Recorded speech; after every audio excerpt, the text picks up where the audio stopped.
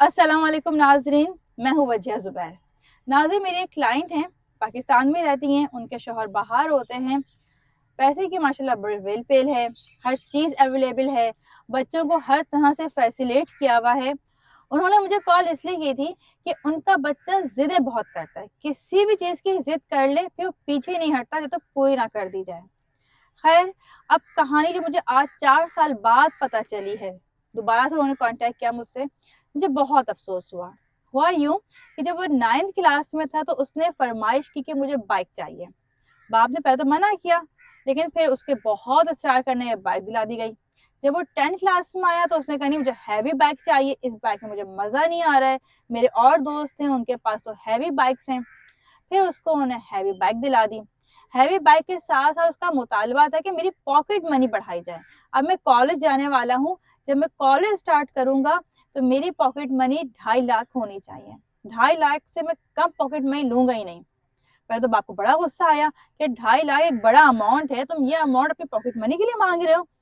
उसने कहा भाई जिस कॉलेज में पढ़ता हूँ ना वहाँ सबकी पॉकेट मनीज ऐसे ही हैं, बल्कि उनकी कितनी ही पॉकेट मनी उन्हें खुद भी नहीं मालूम होता उनके अकाउंट में इतना पैसा होता है, और आप मुझे पैसों का हिसाब रख रहे हैं, मैं आगे पढ़ूंगा ही नहीं।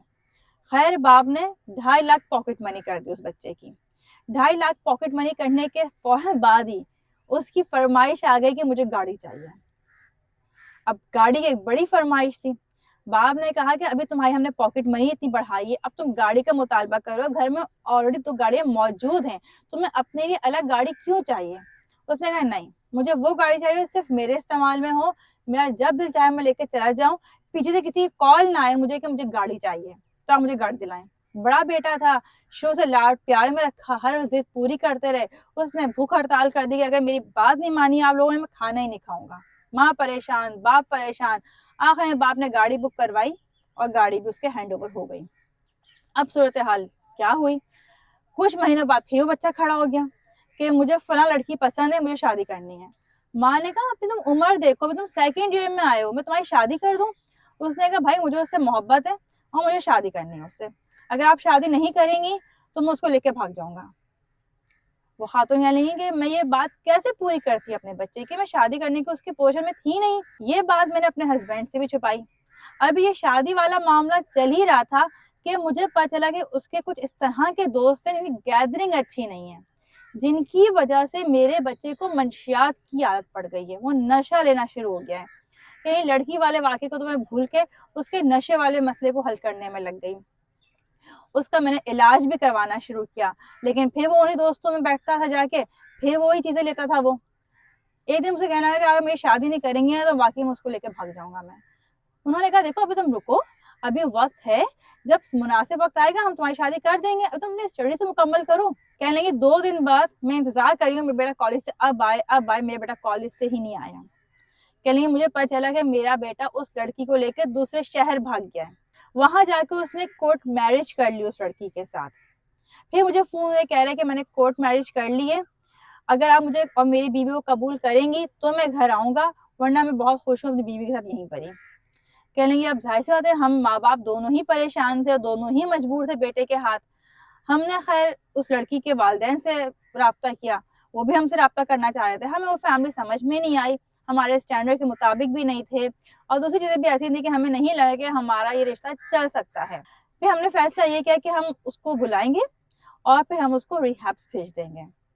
फिर हमने किसी तरह बहला-फुसला के उसको बुला लिया। लड़की भी ज़ाहिर कम उम्र थी। कहीं लड़की के वालिदैन भी आए हुए थे, लड़की के वालिदैन उसको ले गए।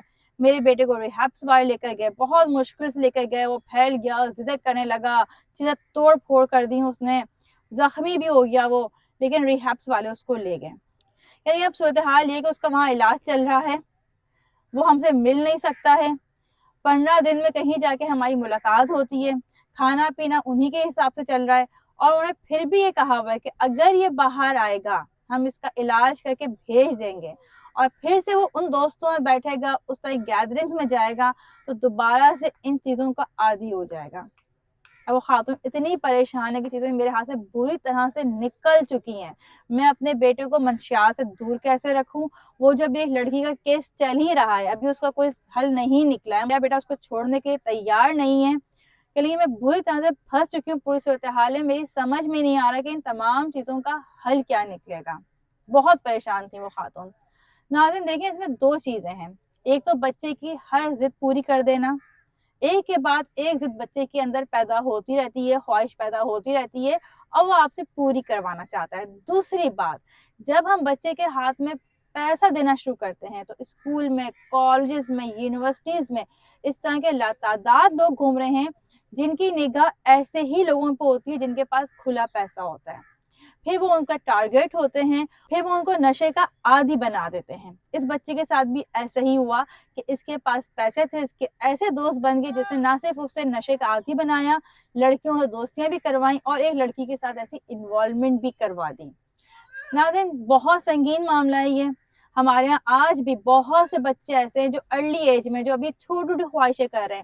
اگر ہم بچے کی ہر خواہش پوری کرتے رہیں گے، ہم نہیں دیکھیں گے یہ چیز صحیح یا غلط ہے، تو خدا نہ خواستہ ہم بھی اس اسٹیج پہ نہ پہنچ جائیں۔ 4 سال پہلے جب ان خاتون نے مجھ سے کانٹیکٹ کیا تھا، میں انہیں کوچنگ کا بتایا تھا، لیکن انہوں نے سمجھا کہ شاید اس سے معاملہ ٹھیک نہیں ہوں گے، میں خود ٹھیک کر لوں گی یا بچے کی خواہشیں پوری کر دوں گی تو ایک وقت میں آ کے وہ خود رک جائے گا، لیکن ایسا نہیں ہوا، وہ نہیں رکا۔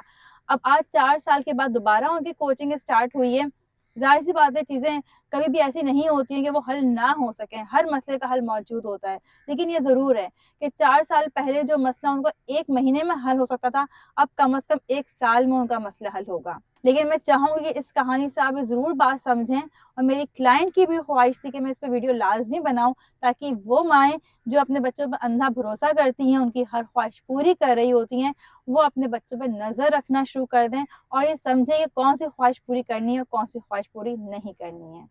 اس کے علاوہ اگر آپ کے بچوں کے ساتھ بھی کسی قسم کے ایشوز ہیں، مسئلے مسائل ہیں اور آپ انہیں حل نہیں کر پا رہی ہیں، تو آپ ہم سے رابطہ کر سکتی ہیں آن لائن کوچنگ کے لیے ہمارے دیے گئے نمبر پر رابطہ کر کے۔ بہت بہت شکریہ۔ اللہ حافظ۔